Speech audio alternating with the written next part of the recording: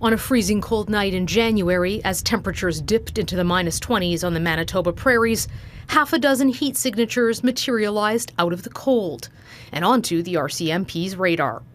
6 people crossing from the U.S. into Canada, and while they were under the cover of darkness, they were not entirely out of sight. This video was captured by a secret RCMP plane, hovering in the air above with advanced thermal detection technology on board. It is so detailed you can see the individual paths the people have taken. The prospective migrants first trying to hide when they hear the RCMP approaching, and then running into the forest. Here you see 2 Mounties in hot pursuit, guided by the RCMP officers in the plane above. The migrants are intercepted and arrested. The plane is classified, so we can't show it to you, but it is used in national security operations.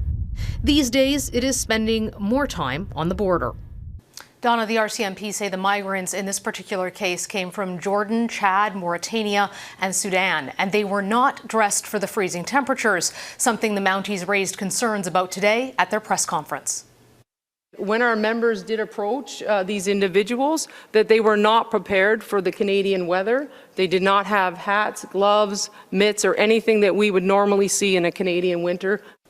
And Donna, you know, as a Manitoba girl yourself, how dangerous it is to be crossing, even when you know the territory, not dressed properly. So there's a lot of humanitarian concern here as well.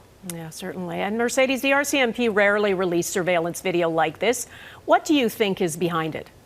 It's really about trying to send a message strategically south of the border so that the American president and those around him see all of the efforts, as well trying to communicate to those who might be thinking about trying to cross the border that it might be a bit of a fool's errand because you're much more likely to be caught than you used to be, and also communicating to Canadians. These are 3 almost back-to-back incidences of incursions into Canada. That's not what Donald Trump is typically worried about, Donna. He's worried about going into the U.S., but from a Canadian national security perspective, Canadians are concerned about who's coming here. All right, Mercedes Stephenson in Ottawa, thank you.